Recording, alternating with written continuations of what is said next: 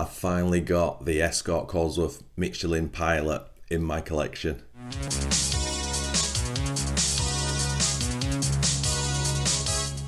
Hey guys, welcome back to Tamiya Legends, and once again thank you for stopping by. So in today's video I've got this bad boy to show you, and I'm absolutely loving it. So this project started with this kit. This has just come out in 2021 and I'll give you a part number. It's on 58691, and as you can see it's on the TTO2 chassis. Beautiful kit, total blank canvas, nothing special about the chassis, but to get the Cosworth body, Escort Cosworth body shell back out there from Tamiya is awesome. They call it a custom edition. It doesn't have the original whale tail spoiler.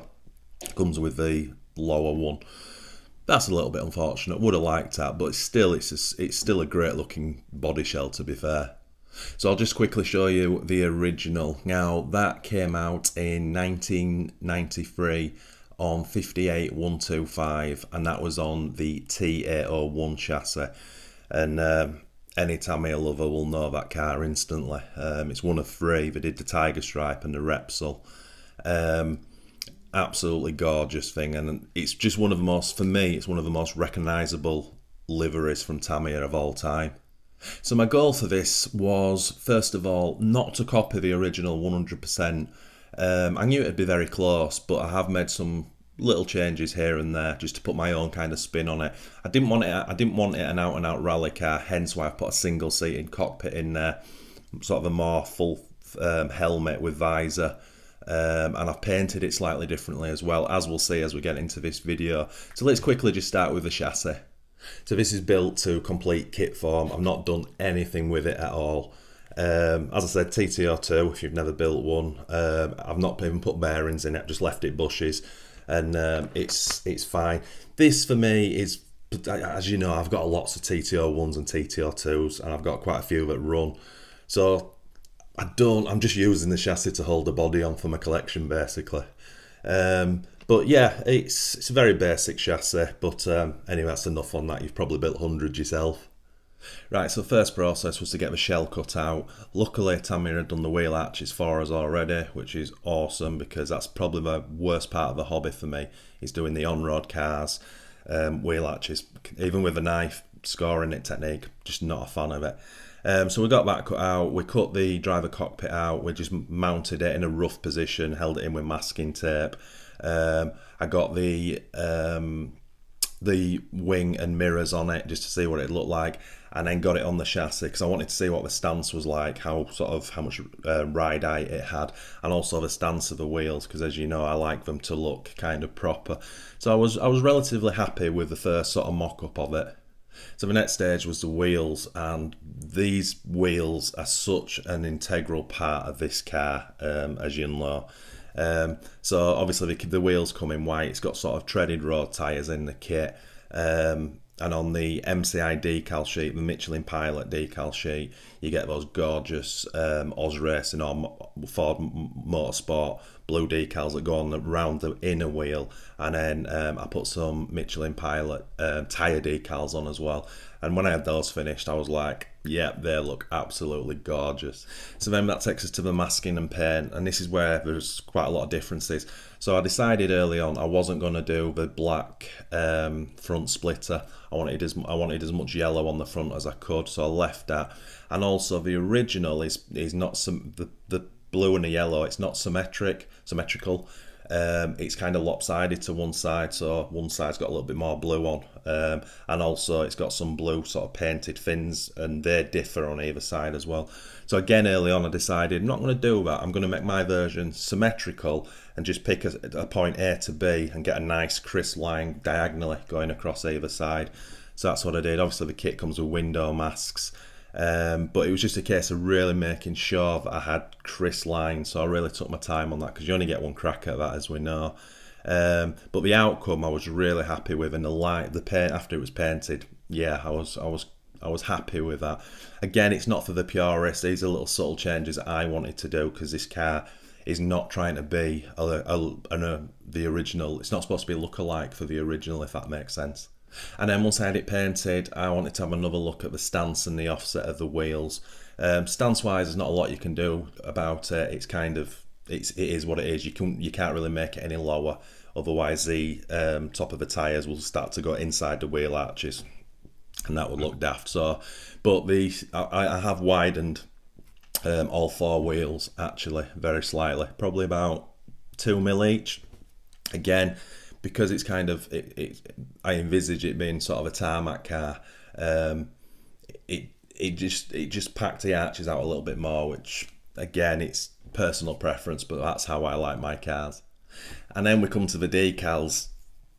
It's a little bit of a mission. Now again, another little difference is I was, from the very start, I was not overly bothered if one or two or maybe more decals weren't spot on to the original and in the correct places and things like that. I knew they were all going to be on eventually, so I knew it'd look good no matter what. But again, if you're watching this and you're a little bit of a purist and you're judging it against the original, you'll see quite a lot of differences in certain decals. I was very happy with how I painted it, without putting those extra blue lines on either side. I thought it looks nice, and the main thing for me is it's symmetrical, and that's kind of how I wanted it. No problem with the decals. I used almost all the kit decals, which were just the basic car decals. I love this new front end. I think it looks, in my opinion, I think it looks better than the original one, because the moulding at the front is very slightly different on the grills. So I went with all those decals, and then I kind of fitted the Michelin Pilot ones around it. But I've got to be honest, they all went on together. It was time consuming.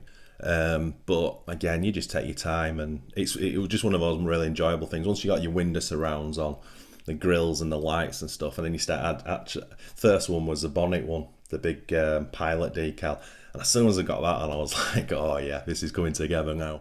And then the next stage was the cockpit. Now, as I said, I'll talk about this in the end in the summary. Possibly I've chosen the wrong cockpit, and I'll tell you why, as I said. But paint wise, I kind of just wanted it to match the car, so I used just blue on the suits, obviously yellow helmet. The Michelin, the MCI decals had those seatbelt decals on. The cockpit ones were blue, so I'm quite glad I used the yellow ones. I just think it livens it up slightly. Quite basic painting, as you can see on the cockpit, but you know what they're like. Once they're in, they just look gorgeous. The position of it is a problem, though. The touring car, the single-seated driver, compared to the rally cockpit, is actually lower. And on a big, boxy, bulky car like the old Escort, when you've got it flush at the sides with the bottom of the window surrounds, it's not quite high enough. So I'm kind of debating where I'm going to cut and shove it a little bit more to sort of raise it up. It can be done, but it is going to leave gaps down either side. Again, I suppose the single-sided touring car cockpit is not really for that car, but again, I didn't want it to be a rally car. And then putting it all together, which is my favourite part. So right now, as I said, that cockpit is only tacked in with masking tape, because it doesn't look silly. It looks good.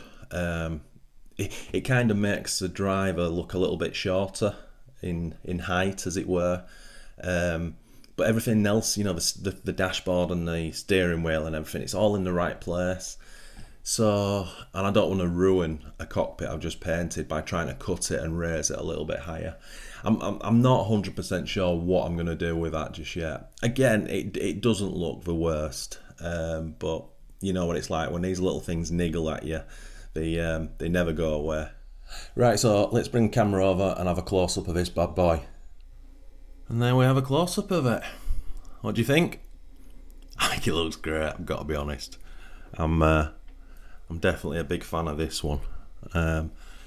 Yeah, to be honest, there's nothing I would have changed if I was doing this again. The paint on the mirror is the same as the one on the body, but because it's on hard plastic, it has come out a different shade of yellow, which is a little bit unfortunate. But again, even the decals are a different shade, so it wasn't really worth trying to really sort of spend a lot of time matching that up, to be honest. And from the other side, yeah, I'm liking it. It's funny, I don't know how it's coming across on camera, but the yellow in real life looks way brighter than it does when I'm looking at this screen now. It looks a bit of a pasty yellow on there. I'm be interested to see if that's what the sort of main video comes out like. And of course the rear end, we love that shot. Yeah, there's a lot going on, isn't there? Not just with paint, just especially with the decals. It's a very busy car, and yet in certain areas like here, there's nothing. Very tempted to add a couple of extra decals, but I won't.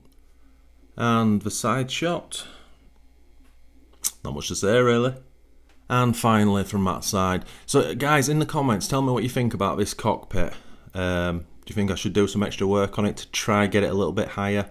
I just checked it against the rally cockpit, and it's definitely sits lower. It's how it's supposed to be.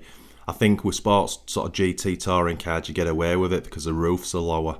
But on a boxy thing like this, it's... Anyway, let me know in comments what you think, if I should try doctor it slightly. If I really lift the camera up, you might get a better idea of what I'm talking about. Because it is right up there to where it should be on the side, so I would have to cut more off the sides. But by the time I do that, that's going to make the... it's going to leave gaps, basically. So I think I might have to bite the bullet, keep it as it is, or change it and put a rally cockpit in there. Anyway, leave in the comments what you think, guys. And that's it, my friends. What do you think? Obviously, I'll jump into the comments now you've watched this video, and see what you think. For me, it's a complete success.